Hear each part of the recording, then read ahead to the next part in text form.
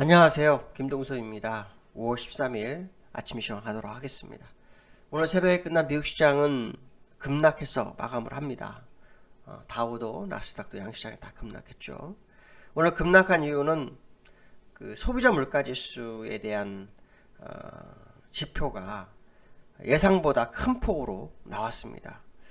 지난주와 이번 주에는 두 가지 이슈가 있었죠. 지난주에는 고용의 이슈가 있었고 이번에는 인플레이션 이슈가 있었습니다.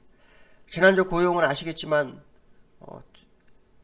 굉장히 낮은 고용지표가 나오면서 그동안 시장의 경기 과열에 대한 얘기가 수면 밑으로 내려갔던 상황이었죠. 그래서 어느 게 진짜냐 뭐 이런 얘기도 해야 될 그런 상황까지 왔었는데 이번에 어제 개장 전 발표된 인플레이션을 보면 소비자 물가 지수를 보면요. 전월보다 0.8%, 시장 예상치는 0.2%였다고 합니다. 전년 동기 대비로는 4.2%, 시장 예상치는 3.6%였다고 합니다. 0.6%가 더 오르는 상황이 발생했죠. 이 인플레이션이 결국은 맞다라고 해석을 해야 될 것 같고, 그 얘기는 자네 델런이 얘기했던 경기 과열이 맞다. 다소간 금리 인상이 필요하지 않겠냐라고 얘기를 했었던 그 사실이 진실이다라는 것을 사실 오늘 확인시키는 하루가 아니었나, 그런 생각을 해야 될 것 같습니다. 고용이 안 좋은 게 오히려 일시적이고 인플레이션이 일시적이지 않을 수 있다는 생각을 해야 되겠죠. 특히 조 바이든 대통령이 당선되면서 1조 9천억 불의 경기 부양을 했고 개인들한테 1,400불씩 다 나눠줬어요. 그러니까 당연히 그 소비가 있을 수밖에 없죠. 구직은 하지 않는데 돈은 써야 되는 상황이 있는 거죠. 그러니까 당연히 맞는 거죠. 고용은 구직이 안 된 상태니까 당연히 줄어들 수밖에 없고, 돈은 써야 되니까 당연히 소비자 물가는 오를 수밖에 없는 거겠죠. 문제는 뭐냐면 고용 같은 경우에는 있는 자가 잠깐 한 두 달 쉬는 건 상관이 없어요. 없는 사람이 다시 쉬다가 일하려면 일 못합니다. 그거 정말 어렵습니다. 그러니까 지금 고용이 문제가 되고 있다라는 생각을 한번 해봐야 되겠지만, 어쨌든 전체적 흐름으로 보면 경기 과열이 정확하게 시장의 이슈로 자리매김했다라는 생각을 해야 되겠죠. 이런 와중에도 연준은 계속 일시적 인플레이션에 대한 언급만 합니다. 행동에 나서지 않고 있는 상황이죠.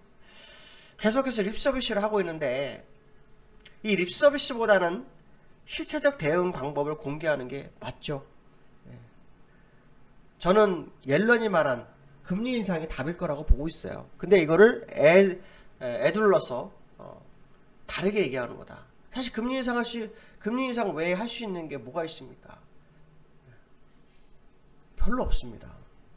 물가 산정하는 지표를 바꿔치게 한다든가, 그렇죠? 이런 거 외에는 방법이 없습니다.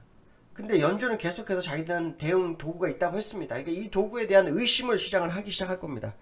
내놔라, 빨리. 내놓지 않으면 못 믿겠다, 이런 생각 할 겁니다. 아마도 제가 볼 때는 그게 금리 인상이고, 그 연준의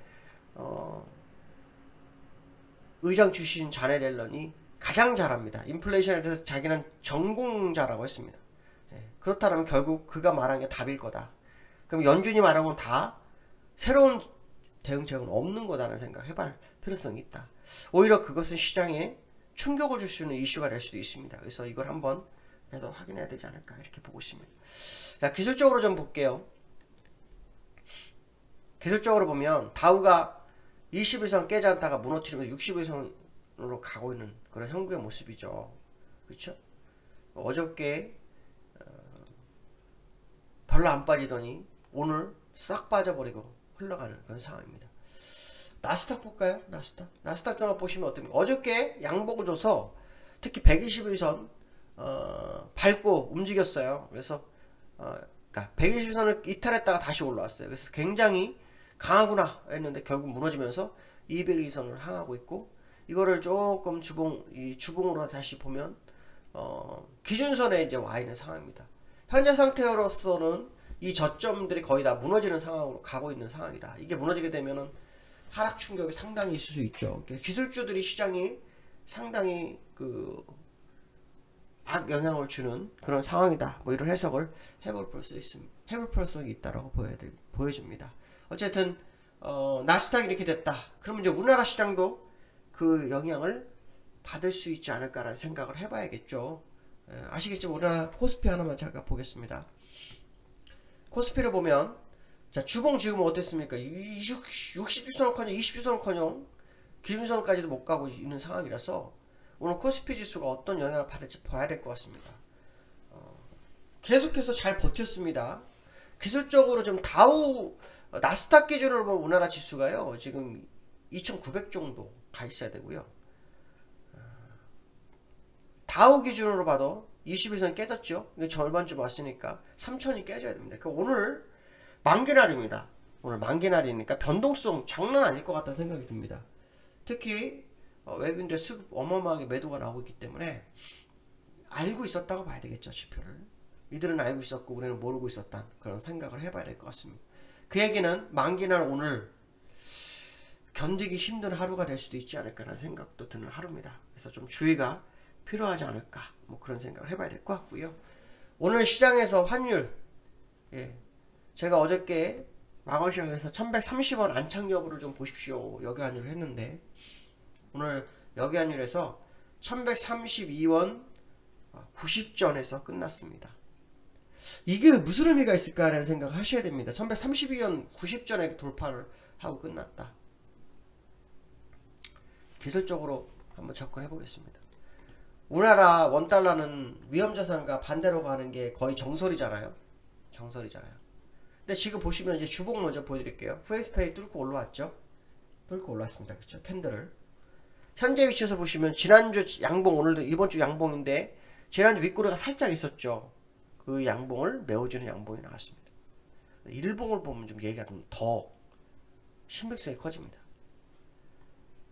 자, 요거는 지금 여기환율이 적용이 안 된 겁니다. 지금 요거 종가는 얼마입니까? 1124원이고요. 여기환율은 32원까지 올라서니까 여기까지 올라온 겁니다. 여기까지. 요 정도까지 올라온 거죠. 요 정도까지 올라온 거죠. 여기환율은 요 정도까지 올라온 거죠. 요 정도. 그러니까 여기환율을 일봉으로 다시 접근해 보면 1132원 90전에 끝났다고 했죠. 지금 오늘 여기환율에 100이 내려오고 있는 200일선 마지막 정 때 1132원 94전입니다. 대박입니다. 그 얘기는 무슨 말이냐면 여기환율에서 본환율의 200일선을 관통 쳐놓고 끝난 겁니다.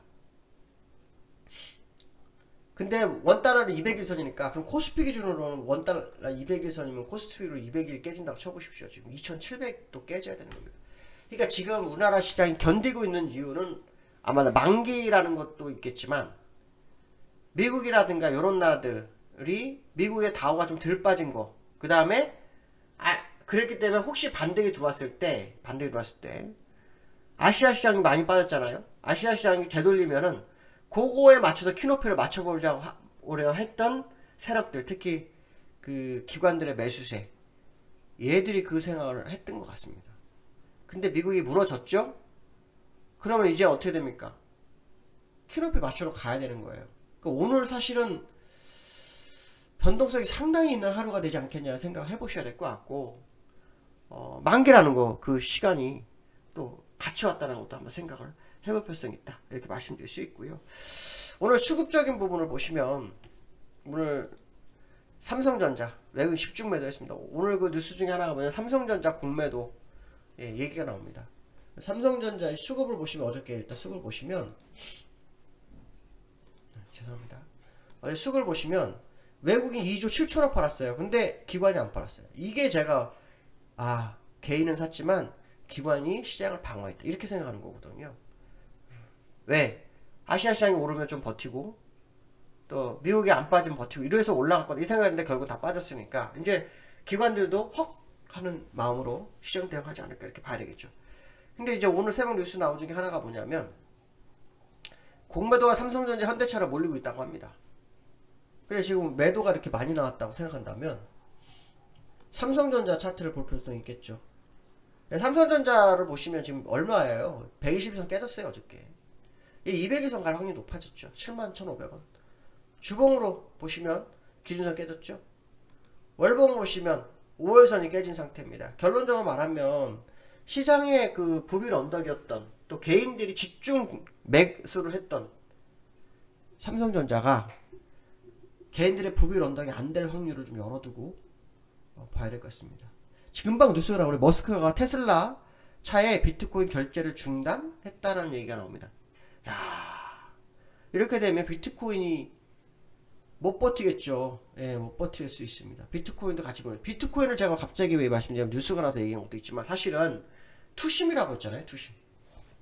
시장의 과열을 나타내는 과열 지표입니다. 과열 지표.